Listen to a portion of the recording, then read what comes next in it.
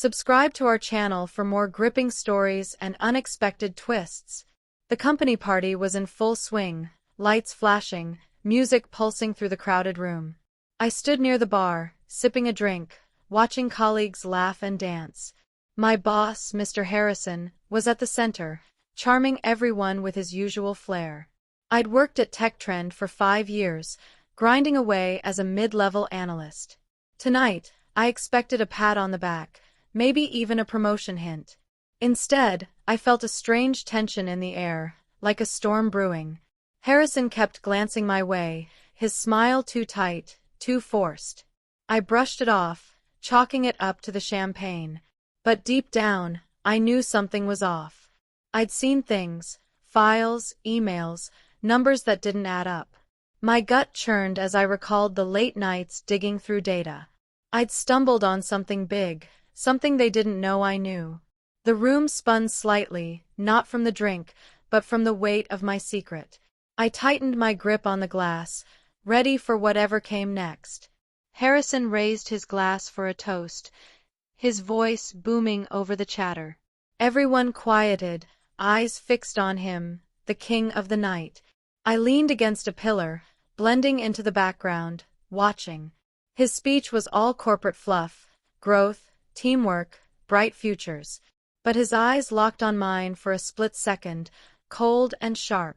My stomach twisted. I knew that look. It was the same one he gave before cutting someone loose. I'd seen colleagues vanish after talks with him. My mind raced, piecing together the last few weeks. The late-night emails I'd found, buried in encrypted folders. Transactions that didn't match the public books. I wasn't supposed to see those, but I had. Harrison's voice droned on, but I barely heard it. My heart pounded as I realized tonight wasn't about celebration. It was about control. The music resumed, and people returned to their cliques, laughing, oblivious. I stayed rooted, scanning the room for allies, but I was alone. Harrison broke away from his group, heading straight for me. My pulse quickened. He was coming to make his move. "We need to talk," he said, his tone clipped, professional. He gestured toward a quieter corner, away from prying eyes. I followed, my mind screaming to stay calm, to play dumb. We stopped near a window, the city skyline glittering behind him.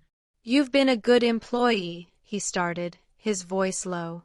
I braced myself, knowing what was coming. "But we're restructuring. Your role's redundant." The words hit like a punch, but I kept my face neutral. I'd prepared for this, even if it stung. My secret gave me an edge. They didn't know I knew. I let him talk, his words a rehearsed script about company needs and tough choices. My mind was elsewhere, replaying the files I'd copied last week. Offshore accounts, shady deals, names tied to Harrison himself. I'd found the truth by accident, working late on a project. A mislabeled folder, a few clicks, and there it was, corruption. I hadn't told anyone, not yet.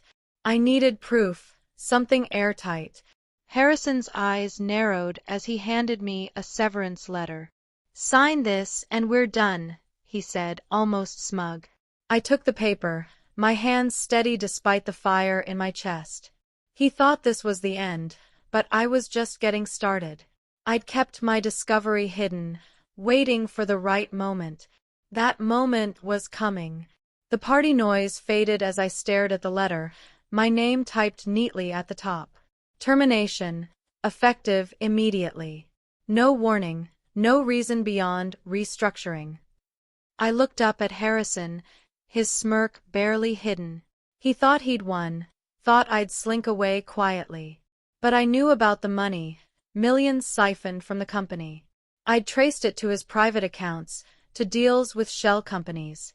I could have gone to HR, but they were in his pocket. The board. Half were complicit, the other half clueless. I'd been careful, saving every file, every email. My silence was my power, and he had no idea. "I'll review this," I said, folding the letter. His smirk faltered, just for a second. I turned and walked back to the party. Back among the crowd, I felt eyes on me, Harrison's allies, no doubt. They whispered, glancing my way, but I kept my cool. I grabbed another drink, pretending to enjoy the night. My mind was racing, planning my next move. I couldn't confront him here, not without evidence in hand. The USB drive in my pocket felt heavy, loaded with proof. I'd copied everything. Dates, amounts, account numbers. It was enough to bury him, maybe the whole C-suite. But timing was everything. I needed to be smart. Harrison was watching me now, his charm replaced by suspicion. I smiled at a colleague, playing the part of the loyal employee. Inside, I was burning, ready to flip the script. They'd underestimated me. The night dragged on, the party a blur of fake smiles and forced laughter. I kept my distance from Harrison, mingling to avoid suspicion. My phone buzzed, a text from a coworker, asking if I was okay. I ignored it. No one could know yet. I thought about the files again, the ones I'd hidden in a secure cloud. Emails between Harrison and a shady consultant named Vex Corp. Payments labeled as services, but tied to nothing real. I'd cross-checked them against public records. Zero matches. It was fraud, plain and simple, and I had the receipts. But exposing it meant risking everything. My career, my safety. I glanced at Harrison, laughing with the VP. He thought he was untouchable. He was wrong. I slipped into the bathroom, needing a moment to think, to breathe. The mirror reflected a man caught between fear and fury. I splashed water on my face, replaying Harrison's words. Redundant. The nerve of it, after years of loyalty. But I wasn't just another cog in their machine. I knew their dirty secrets, and that made me dangerous. I checked my phone. Still no signal in this fancy venue. Good. No one could track me yet. I patted the USB drive in my pocket, my insurance policy. I'd spent weeks verifying the data, ensuring no mistakes. If I went public, it'd be a bombshell. But I had to be careful. Harrison wasn't alone in this. Others were watching. Back at the party, I noticed security lingering near the exits. Were they here for me? Paranoia crept in, but I shook it off. I hadn't done anything yet, hadn't tipped my hand. Harrison was back to schmoozing, but his glances my way were sharper now. I played along, chatting with a junior analyst about nothing. My mind was on the next steps. Who to trust, where to leak the files. The press? A lawyer? The SEC? Each option had risks, but doing nothing wasn't one. I'd been fired, humiliated in front of everyone. They thought they'd silenced me, but I was the one with the power now. I just needed to use it wisely. As the party wound down, I felt the weight of what was coming. Harrison's move was a warning. Get out or get crushed. But I wasn't leaving quietly. I knew too much, and they didn't know I knew. The USB drive burned in my pocket, a ticking bomb. I smiled at a passing colleague, hiding the storm inside. Tomorrow I'd start making calls, finding the right outlet for the truth. Harrison thought he'd won, but this was just the beginning. I'd play their game for now, let them think I was broken. But soon, they'd see what I was capable of. The party ended, and I walked out into the night, ready for war. The next morning, I woke with a fire in my chest, the severance letter crumpled on my desk. I hadn't slept much, my mind racing with plans and possibilities. The USB drive sat next to my laptop, a silent reminder of my leverage. I brewed coffee, the bitter scent grounding me as I thought. Harrison's face, smug, certain, kept flashing in my mind. He'd underestimated me, thought I'd take the hit and vanish. But I'd spent years analyzing data, spotting patterns others missed. Those skills had led me to his secret, and now they'd be his downfall. I opened my laptop, checking the encrypted files again. Everything was there, untouched, undeniable. Today, I'd start building my case. I spent hours reviewing the evidence, cross-referencing every detail for accuracy. The numbers didn't lie. Millions funneled through Vex Corp, a ghost company. I'd traced its registration to a P.O. box in the Caymans. Harrison's name wasn't on the paperwork, but his emails were. He'd been sloppy, trusting the encryption would hide him. I'd cracked it with a brute force tool I'd built myself. Every email, every transaction, was a nail in his coffin. But I needed more than data. I needed a plan. Going to the press was tempting, but they'd twist the story. A lawyer might be safer, but who could I trust? I jotted down names, weighing my options. My phone buzzed with a call from an unknown number. I hesitated, then answered. A gruff voice asked if I was the tech trend guy. My heart skipped. How did they know? I played dumb, saying they had the wrong number. The line went dead, but my nerves didn't. Was Harrison onto me? Had someone seen me snooping? I double-checked my apartment, ensuring no one was watching. The USB drive stayed in my pocket, never leaving my side. I couldn't afford to slip up now. I opened a burner email account, drafting a message to a journalist I'd read about. She'd exposed corporate fraud before. Maybe she'd listen. I didn't send the email yet, too risky without a plan B. Instead, I dug deeper into Vex Corp's connections. The rabbit hole went further than I'd thought. Board members, even the CFO, had ties to similar shell companies. This wasn't just Harrison, it was a network.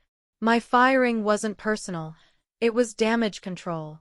They must have suspected I was close to the truth, but they didn't know how much I'd already found. I copied the files to a second drive, hiding it in my apartment. If something happened to me, the truth would still get out. I felt a strange calm, knowing I had that power. They'd made a mistake firing me. By noon, I'd mapped out a strategy: contact the journalist, but anonymously.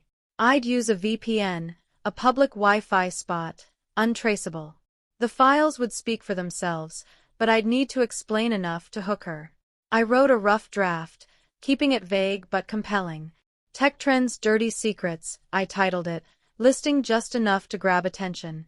I didn't mention Harrison yet. Better to let the evidence lead her there. My stomach growled, but I ignored it, too focused to eat.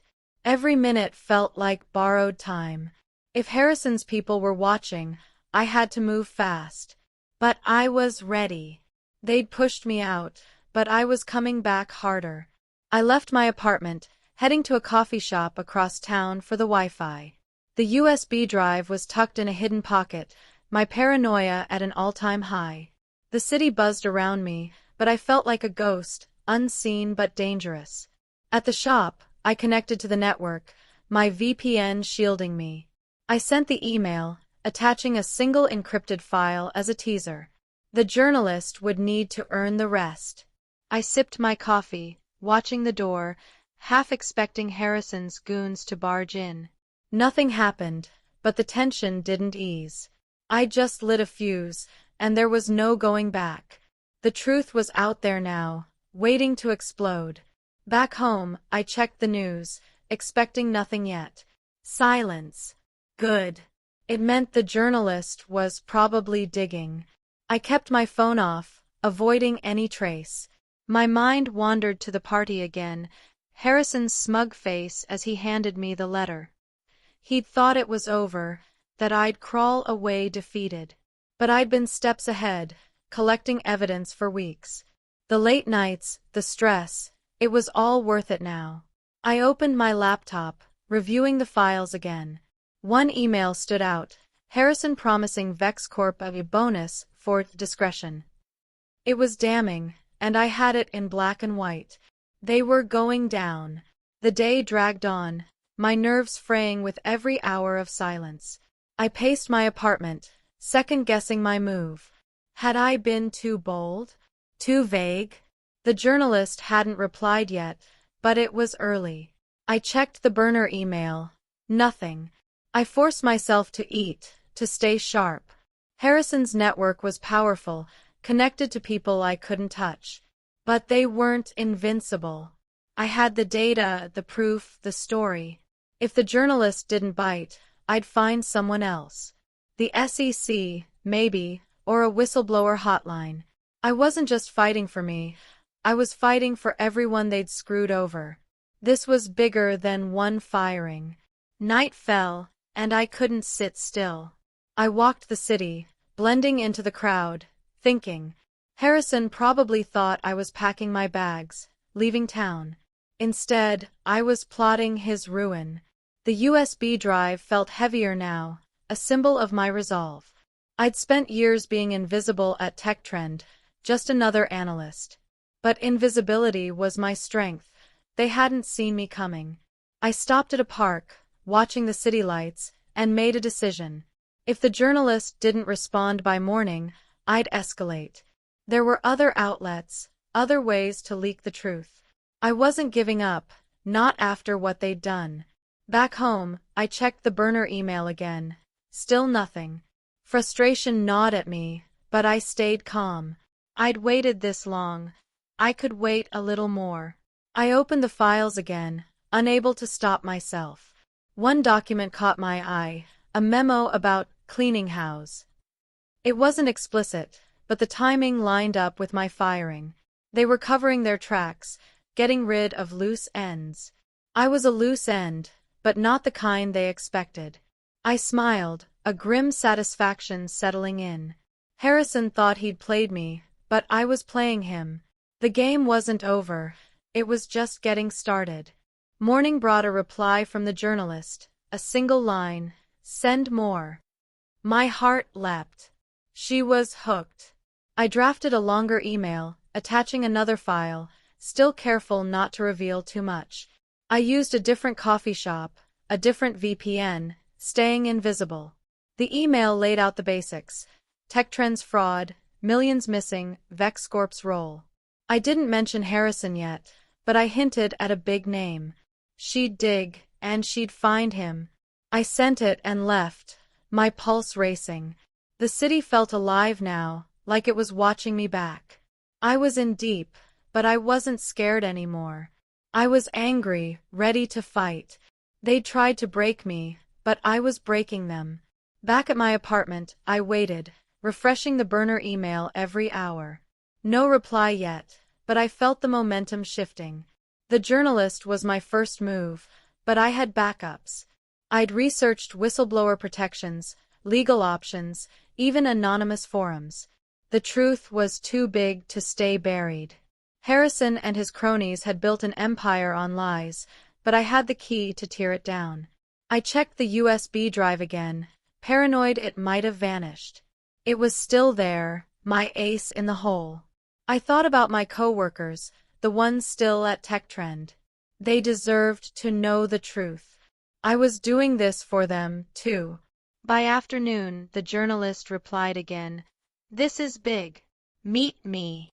My stomach dropped. A meeting was risky, too much exposure. But if she was serious, it could blow the lid off everything. I hesitated, then responded, suggesting a public place, no names. She agreed, setting a time for tomorrow. I spent the rest of the day preparing, printing key documents, redacting my name. The USB drive stayed with me, my lifeline. I couldn't trust her fully, not yet. But she was my best shot at getting the story out. Harrison's face flashed in my mind again, his smirk. I'd wipe it off soon enough. That night, I barely slept, my mind buzzing with what-ifs. What if she was a plant? What if Harrison had gotten to her? I pushed the thoughts away, focusing on the plan. The meeting was at a busy cafe, safe, public. I'd bring just enough to convince her, nothing more. The rest of the evidence was hidden, secure. I checked my apartment again, paranoid about bugs or cameras. Nothing. I was clean, but I couldn't shake the feeling of being watched. Harrison's network was wide, and I was a threat. But I was a threat they didn't understand. I knew their secrets, and I was ready to use them. Morning came, and I headed to the cafe, the USB drive in my pocket, documents in a plain folder. The city was alive, people rushing to work, oblivious to my mission. I felt like a spy, carrying a secret that could change everything. At the cafe, I spotted her, mid-30s, sharp eyes, typing on a laptop. She looked up as I approached, nodding slightly. I sat, keeping my voice low, and slid the folder across. "This is just the start," I said. She skimmed the pages, her eyes widening. "This is real?" she asked. I nodded, saying nothing more. She didn't need to know my name, not yet. The truth would speak for itself. We talked for an hour, her questions sharp, probing. I answered carefully, sticking to the facts. Vex Corp, the money, the emails, enough to hook her without giving it all away. She promised to dig deeper, to verify everything. I believed her. She had a reputation for taking down giants. But I warned her to be careful. Harrison wasn't alone. She nodded, understanding the stakes. As I left, I felt lighter, like a weight had lifted. The truth was out of my hands now, in hers. I'd done my part, but it wasn't over. I needed to stay sharp, stay hidden. They'd come for me if they knew. Back home, I watched the news, waiting for a sign. Nothing yet, but I knew it was coming. The journalist was good. She'd find the connections I'd missed. I checked the burner email again. She'd sent a quick note, working on it. Good. I paced my apartment, thinking about what came next. If the story broke, Tech Trend would implode.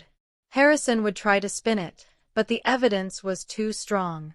I'd made sure of that. I thought about my coworkers again, the ones who'd be blindsided. I felt a pang of guilt, but they'd thank me later. The truth always hurt before it healed. Days passed, and the silence was deafening. No news, no updates. I stayed off the grid, using cash, avoiding my phone. Paranoia was my constant companion now. I kept the USB drive close, checking it daily. The journalist was taking her time, but I trusted her process. She had to verify everything, protect her sources. I was her source, but I was also a ghost. No one could tie me to the leak, not yet. I thought about Harrison, probably smug in his corner office. He had no idea what was coming. I smiled at the thought, a cold satisfaction settling in.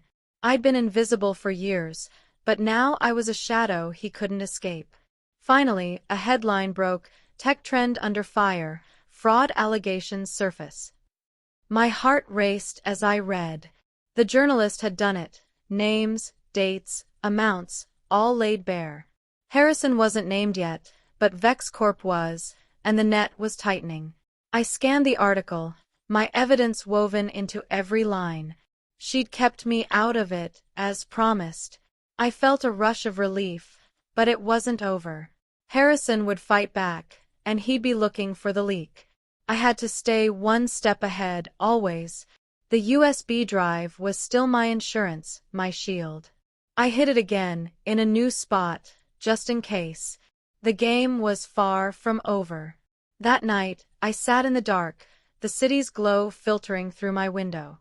The article was just the start. Investigations would follow, maybe arrests. Harrison's empire was crumbling, and I'd lit the fuse. I thought back to the party, his smug face as he fired me. He'd thought I was nothing, just another expendable worker. But I knew something they didn't, and that had changed everything. I wasn't done yet.